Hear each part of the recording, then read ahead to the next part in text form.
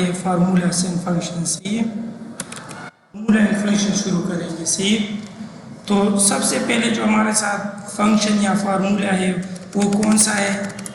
वो है सम का। किस चीज़ का? सम का।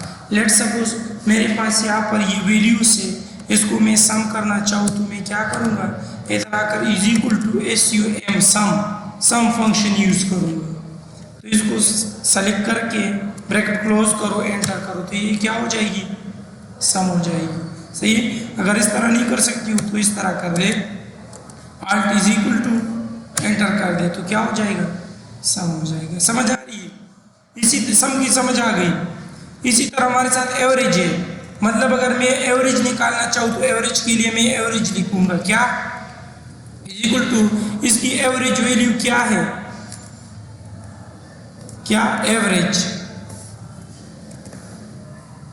इसकी एवरेज वैल्यू, एवरेज ही सेलेक्ट है क्योंकि अलग ही एवरेज है, तो इसकी एवरेज वैल्यू क्या है? Bracket close enter, average value ये है। सही है। ये अपनी मर्जी से नहीं, लेकिन वैल्यूज के थ्रू, मतलब वैल्यूज को देखकर वो आपको एवरेज बताता है। सही है।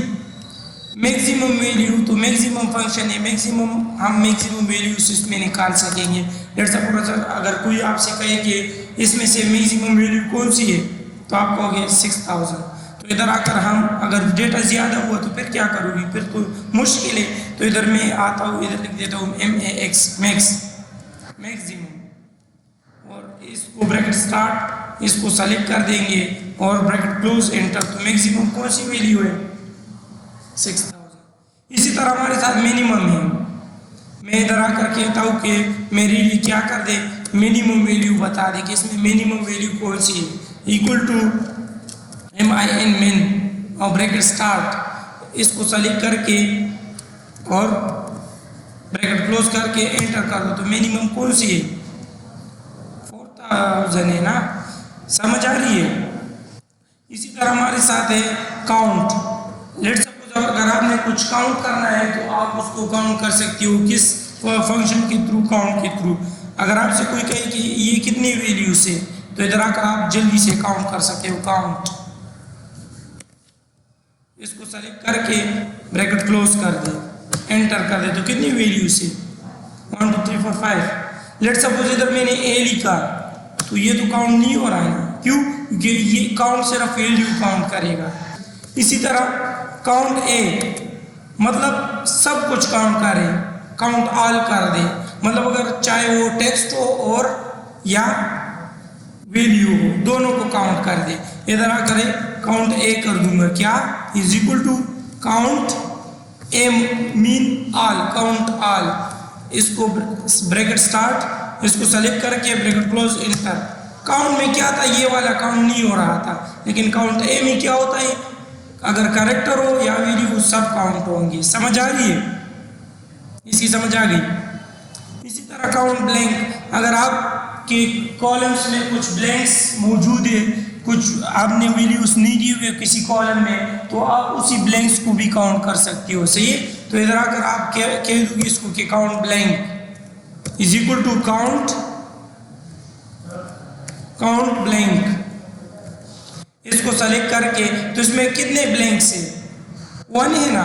इसको सेलेक्ट करके एंटर कर दो, तो कितने ब्लैंक्स हैं? 1 ही है। समझ आ रही है? तो आपके साथ ब्लैंक को काउंट करेंगे। सही है। इसी तरह हमारे साथ है काउंट F। क्या? Count F। लेट्स सपोज मैंने ये अटेंडेंस लिया हुआ है। सही, ये उमर का अटेंडेंस है, अली का, रेहान का, महमूद का, सबका है। सही, तो मैं इसमें से क्या काउंट करना चाहता हूँ? प्रेजेंट लोगों को काउंट करना चाहता हूँ और एब्सेंट लोगों को, कि मतलब इसने कितनी छुट्टियां की उमर ने और कितना प्रेजेंट था और कितनी इसने छुट्टियां की हुई है। तो इधर आकर मैं क्या कर दूंगा? F is equal to count F। इसको सेलेक्ट करके मैं कहूँ इस कॉलम में, किस में? इस कॉलम में, कॉमा, किस चीज को सम करना है? किस में खड़े हो?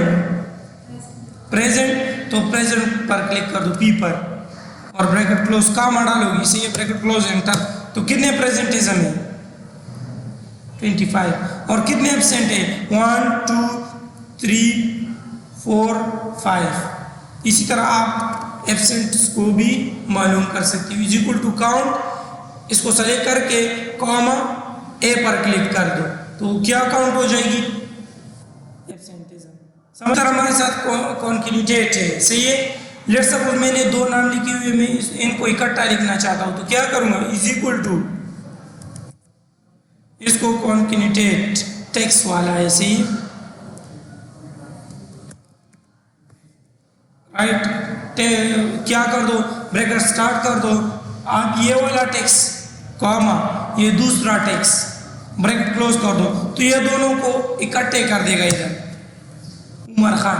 लेट्स सपोज अगर मैंने इधर हाइफन लाना है तो फिर क्या करूंगा, इधर डबल क्लिक करो, इधर आकर आपने डबल कॉलन और इस कॉलन में आपने क्या डालना होगा हाइफन, इधर भी कॉमा डाल दो, एंटर कर दो तो देखिए अगर स्पेस देना हो तो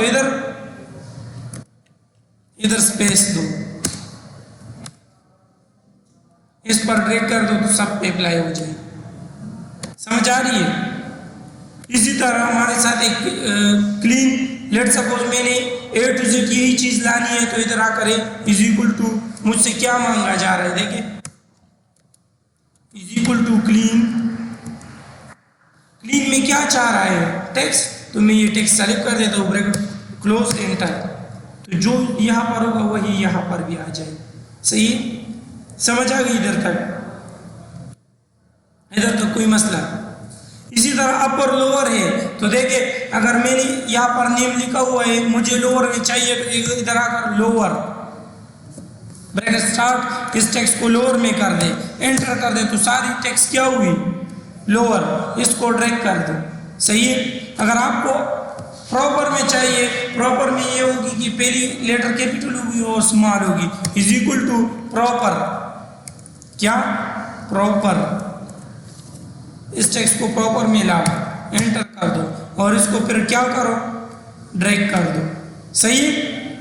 इसी तरह अगर मुझे अपर में चाहिए मतलब सारी टेक्स्ट कैपिटल चाहिए तो इज इक्वल टू अपर, किस चीज को अपर में चाहिए, इस टेक्स्ट को ब्रैकेट क्लोज करो एंटर कर दो तो सारी लिखाई क्या हो जाएगी अपर में आ जाएगी। समझ आ रही है। और हमारे साथ फिर है यूनिक कोड, यूनिक कैरेक्टर और कोड और कैरेक्टर। हर एक टेक्स्ट की क्या होती है कोड होती है और हर एक कोड की एक टेक्स्ट होती है, सही है। तो इसी तरह हमारे साथ क्या है, इसी तरह यूनिक कोड की भी हमारे साथ कैरेक्टर होती है, यूनिक कैरेक्टर की भी एक कोड होती है। कोड किस चीज का कोड, लेट्स सपोज सी का, ब्रैकेट क्लोज करो एंटर कर दो, क्या है अगर मैं ए करूं तो क्या होगा 65 ना, मैंने बताया ना 4 65 से क्या आ जाता है, और अगर हम मैं कोड चाहूं इज इक्वल टू कोड, ए का कोड क्या है 65। समझ आ रही है।